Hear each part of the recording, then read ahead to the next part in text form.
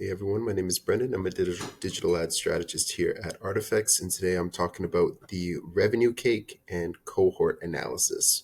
More specifically, I want to dig into the question of what is a customer worth? Now, you're probably likely aware of this, but total revenue is made up of two different components.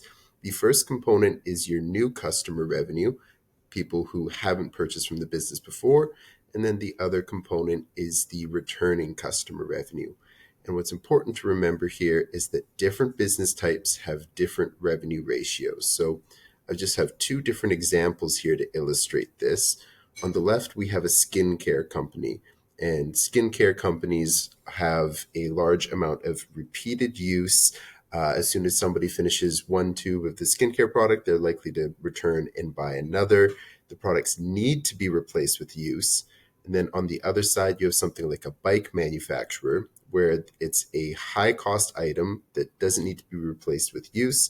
So you're not likely to have a large proportion of this returning customer revenue.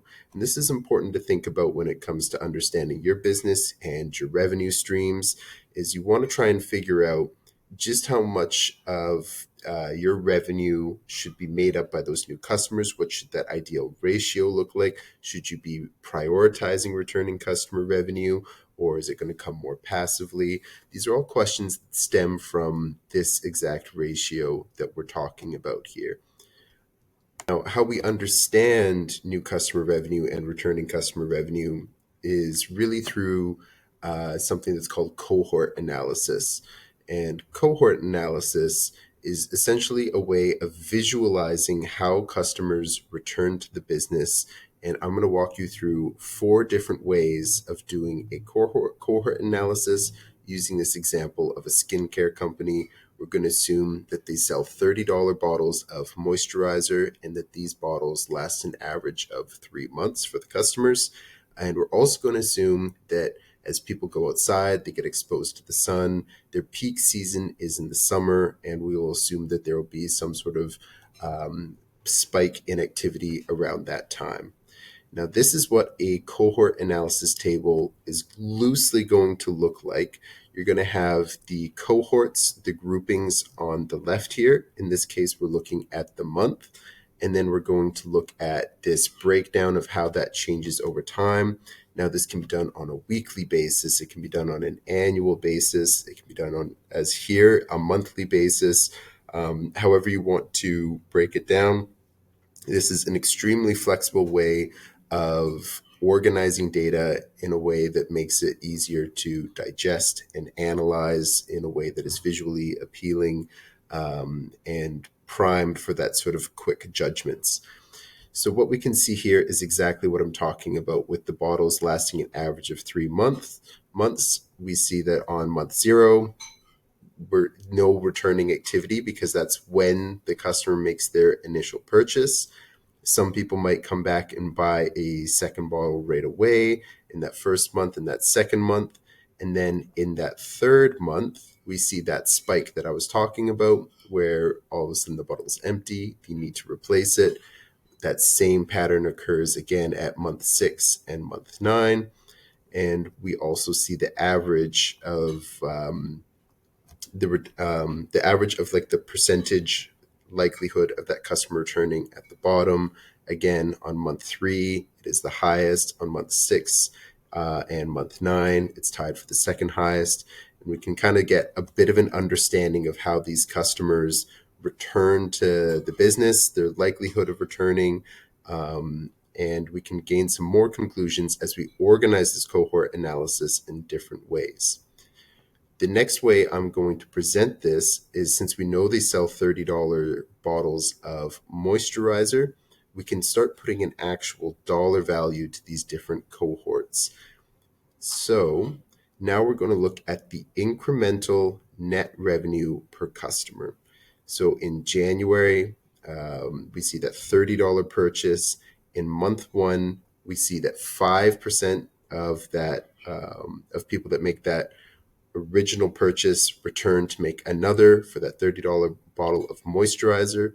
So if there's a 5% likelihood of a returning purchase, we can assign that a value of 5% of that $30 value of the moisturizer.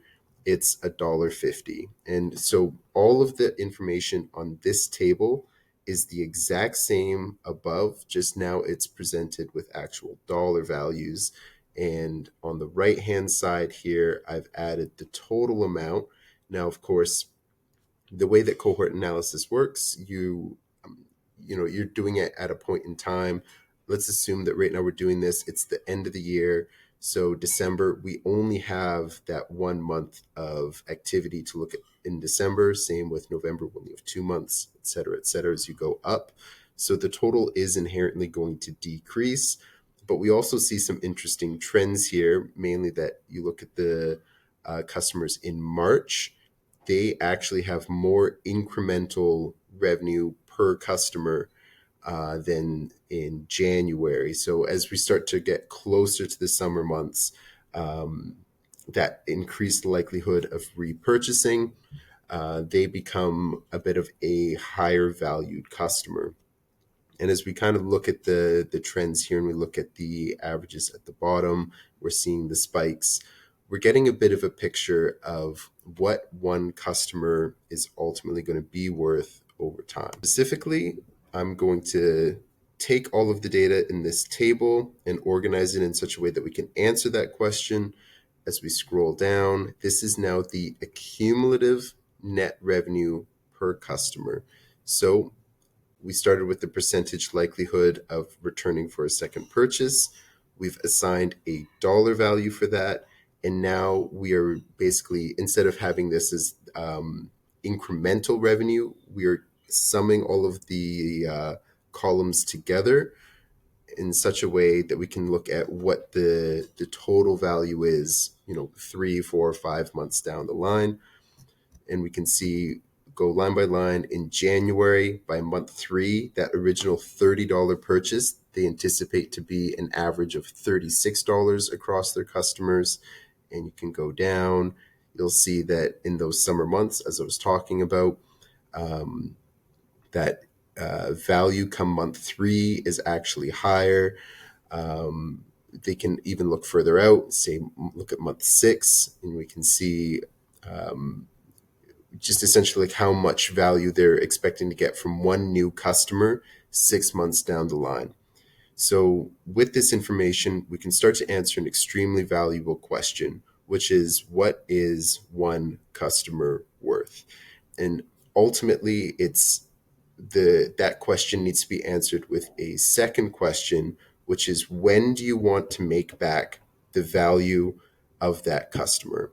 If you want to make back that value of the customer right away, we're solely going to look at this month 0 expected net revenue per customer, and we're going to aspire to be profitable on that first purchase.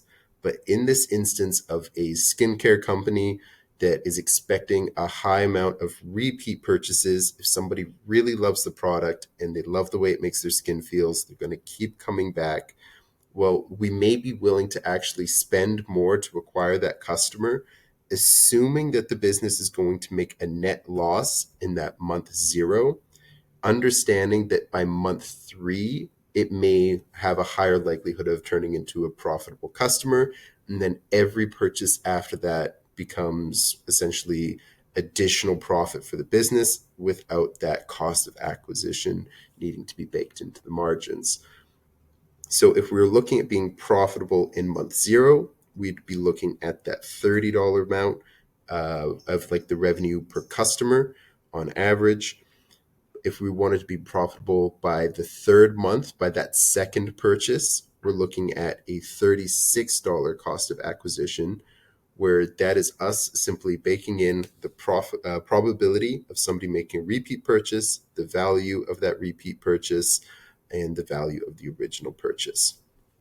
Now, the last lens that we're going to look at the cohort analysis through is going to be when we look at the number of orders and the cumulative net revenue per cohort, where this is simply just a way of looking at how much cumulative money a certain cohort of orders has generated the business.